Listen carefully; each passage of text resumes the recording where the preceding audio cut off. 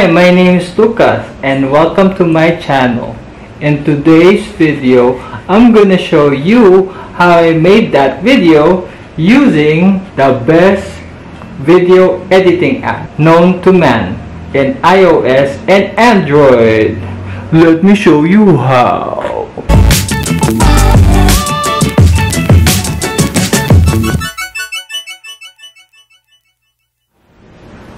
So today's video, since I am matulog ni Lucas, it will be Lucas and Teddy who's gonna teach you how to use KineMaster. Let's get started.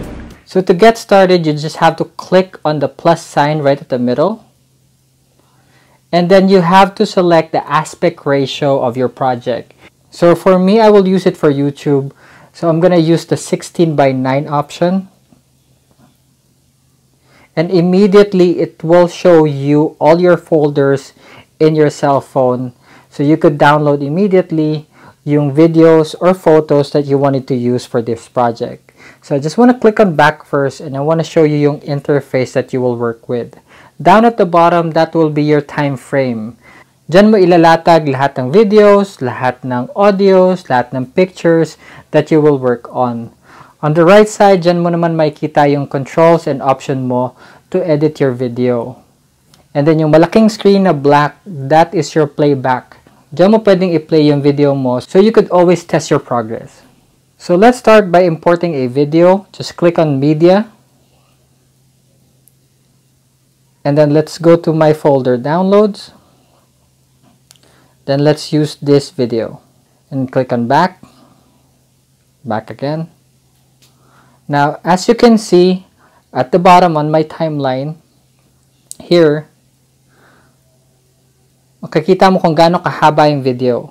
You could zoom in by using your two fingers. Lilit siya at lalapad. So, zooming in and out is parang nag-zoom in and out ka lang sa isang photo. So, from here, makikita mo yung start ng video, makikita mo yung ending ng video. Now, let's add the rest of the video sa timeline. So, click on Menu again.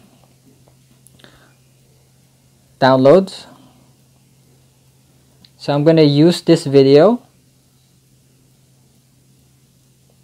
And this one also. So, if you've noticed, nag-fall siya dun sa dulo ng first video. And then, when I put the third one, nag-fall siya dun sa end ng second video. So, if nagkamali ka, you could undo whatever you did by just clicking the undo button dun sa left side. And then redo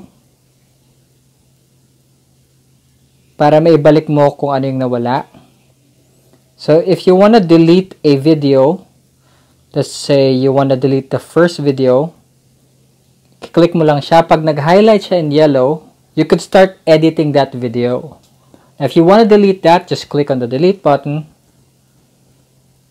And since I don't want to delete it, it's just for example, let's click the undo button. Okay, now we're done exporting videos. Let me show you how to add music naman. So let's put the red line sa beginning. Click on audio.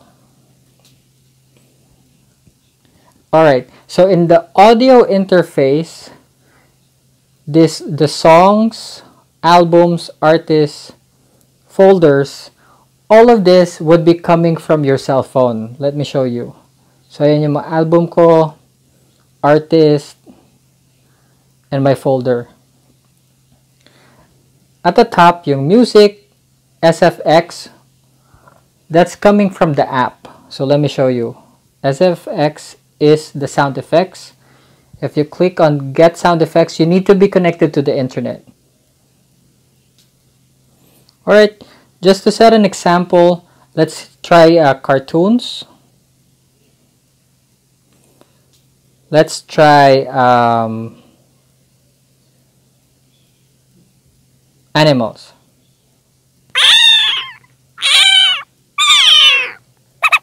Okay, so if you click on download, mapupunta siya sa project mo. So you could add that as a sound effect. sa project mo. So, if you don't like that, just click on back. Music, that Rosie Girl, I downloaded that coming from this app. I don't want to play it because I did a research on it. Yung mga music nila, they have royalties. So if you're gonna be downloading that video sa YouTube, or if you're gonna upload that in YouTube, please avoid yung mga music inside this app because they have royalties. Baka ma-copyright strike pa kayo. So for me, what I did is I used my own music. This music came from, it's for free. It's coming from YouTube Music Library. So let's use this one. Click on plus. So makita mo sa timeline, nandun na siya sa baba, yung blue. So click mo lang yung check mark. So play natin. Let's try it. Alright, so just a tip, whenever you're editing a video, play your music because it will determine the tempo and the mood of your video. Okay, so trim natin konti yung audio. You just have to click on it. So ma-highlight siya in yellow. Punta ka sa dulo. Nakita mo lagpas. So you just have to cut it. So zoom out. Drag mo lang yung dulo. Pabalik.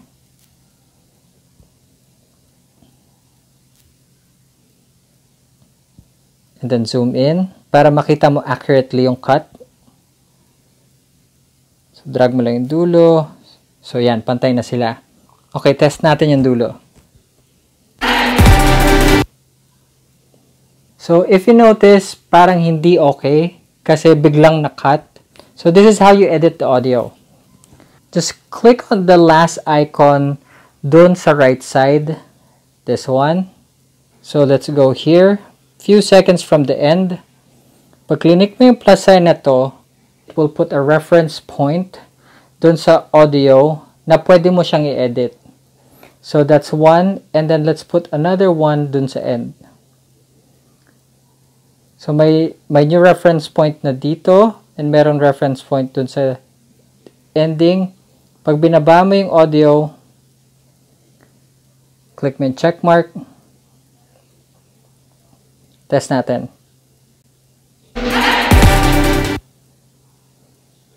Okay, isa pa. Okay, refine pa natin.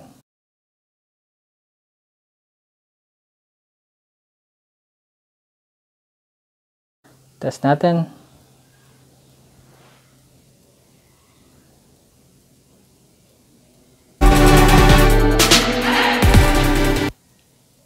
Okay, much better. So, nag-fade out siya. So, that's what you do with the audio when you're transitioning to a new video. Dapat lagi mo siyang fade out or nag-fade in ka para maganda yung edit. Okay, now na nailatag na natin lahat ng videos and music, we're ready now to edit the video. Okay, so it's my practice that when I edit my videos, I will always watch all my videos first before I do anything. Ilalatag ko muna siya lahat and then I will stop and think, ano ba yung theme ng video ko? That's very important. That's my tip number 1 for you. So it doesn't really mean na walang tao dun sa video or hindi siya vlog, na walang story yung video. There will always be a story. So first, this video. This is the only clip na sobrang different between these 3. So cause this one is gabi na, the other one is still a night shot. This one parang hapon pa lang, 'di ba? So we'll edit this in a way na magmumukha siyang gabi. Ito yung magic ng KineMaster. That's why I really like it so much. If you scroll down, makita mo dito adjustment. This is color correction or color grading. And it's very important. You could turn the day into night. So, darken lang natin siya konti. Tataas natin saturation. And contrast.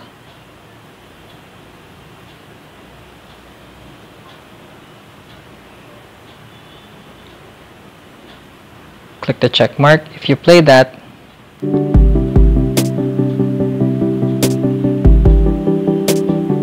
mukha na siyang gabi, right? So, konting edit pa.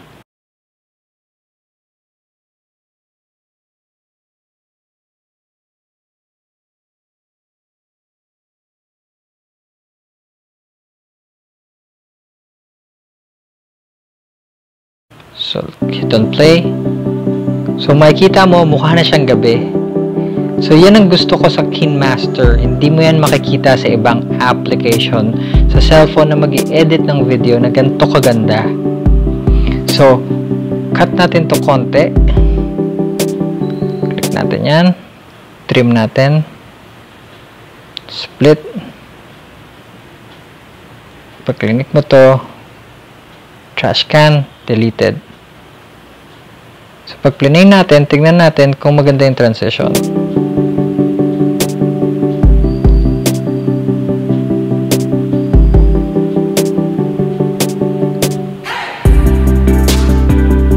Ayos. Stop. Balik tayo sa isa. Pwede mo rin i-change yung speed ng video. Pwede mo rin siyang pabilisin. Lagay natin sa 2.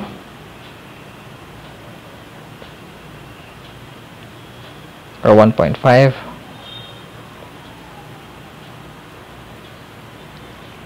So, as you can see, magkasing haba na yung first video sa second video. Play natin.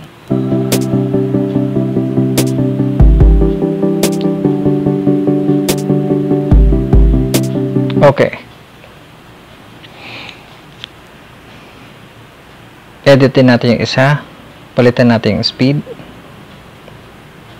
Pabilisin natin konti kasi mabagal. So, pwede mo siyang pabilisin. Pwede mo rin siya i-slow mo. So, pabilisin natin siya. Let's say 2 or 2.5.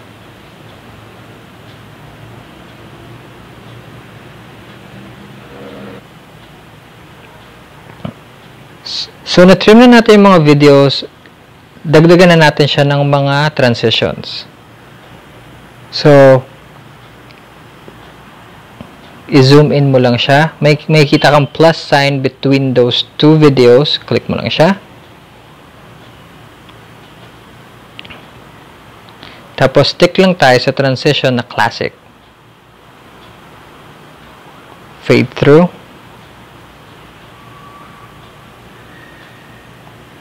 Okay.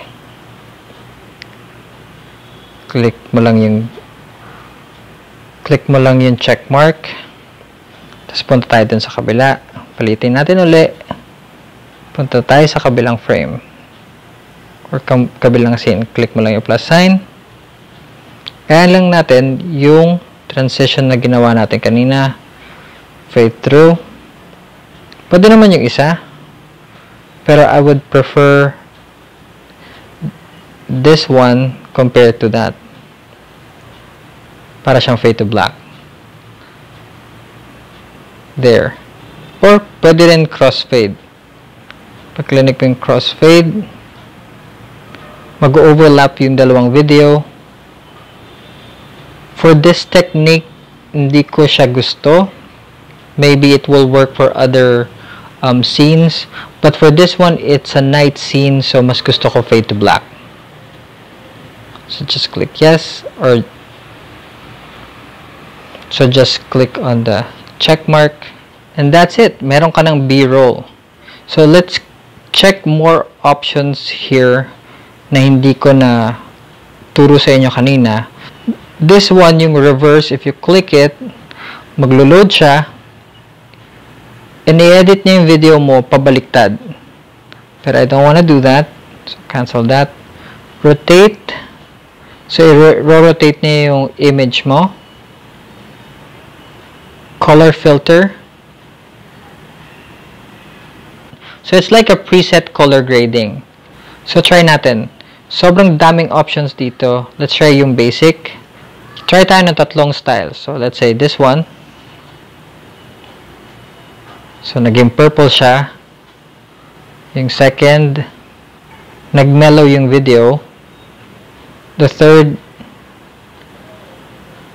medyo naging sepia. So, you could play around these options. It's a very good option for you if you don't want a color grade. Pero, magsistick ako on my own color grading, which is under here sa adjustment. So if you play around this saturation, contrast, highlights, shadows, and temperature, more or less you can make like a professional video out of this simple cell phone app, KineMaster. It's a very good app. Believe talaga ako dito. So basically, the intro video na nakita nyo kanina would be the finished product na ginawa natin sa tutorial na ito. Okay, now let's go ahead and set up our B-roll. So B-roll, in other words, is a secondary video that will support your primary video. So in this example, this is your primary video. There's 3 clips right here. And we will add another layer by just clicking on layer. And then let's say go to media. And let's look for another video that we could put above that main video. Let's use this one. Alright, so you see it highlighted in yellow. So you could move it, let's move it in the middle of the clip number 1. And then let's do a full screen of that. So let's click on the check mark. Let's see what happens.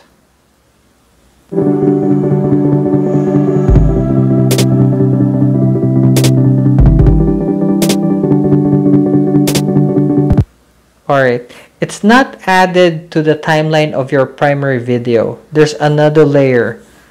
And this one is mainly for B-roll. So again, B-roll is the one that supports the idea of your main video. Sometimes you use the B-roll as a transition. Sometimes you use a B-roll to make a point. So let's add another layer, which is text. Just click on layers, click on text. Let's say best editor app 2021. Hit OK, and you could make it bigger. You can change the font. Click on the check mark. You could put animation on it. Let's say fade. Okay. So let's try this. Just click on the check mark.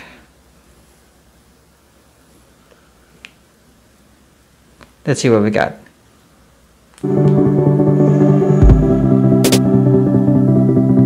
That's a B-roll. That's a transition. That's another video. And that's the text.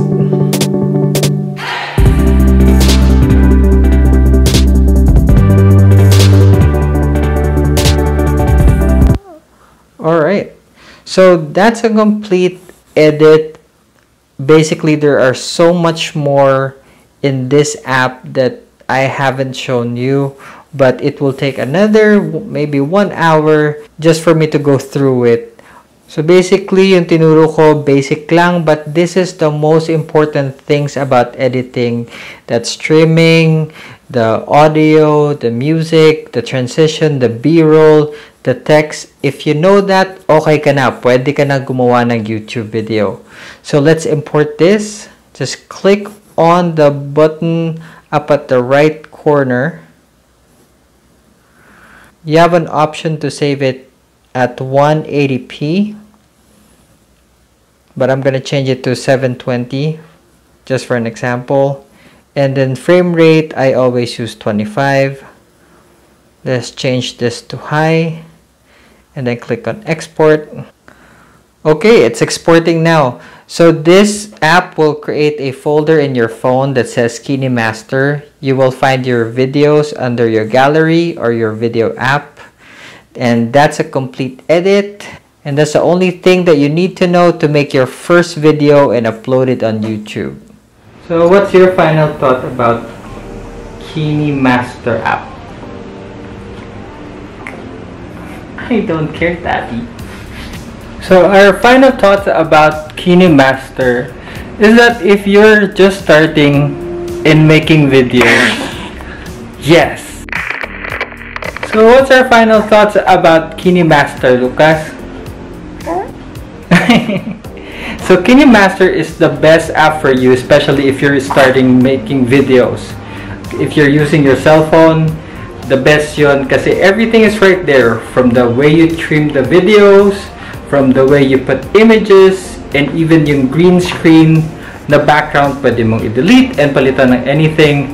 So it's very nice. The only difference between KineMaster in your cell phone and the application in our laptops and computers, it is just easier for you to use the laptop. Of course, you have a mouse and you have shortcut keys, and mas madaling gumawa or mag-edit ng videos syempre sa laptop. Downside lang sa KineMaster is that it's paid. So they have a logo sa top ng video mo saying na, hey, this video is made in KineMaster. And if you wanted to delete yung KineMaster logo sa taas ng video mo, then you have to pay. But it's okay. Of course, it's an app, it's a company.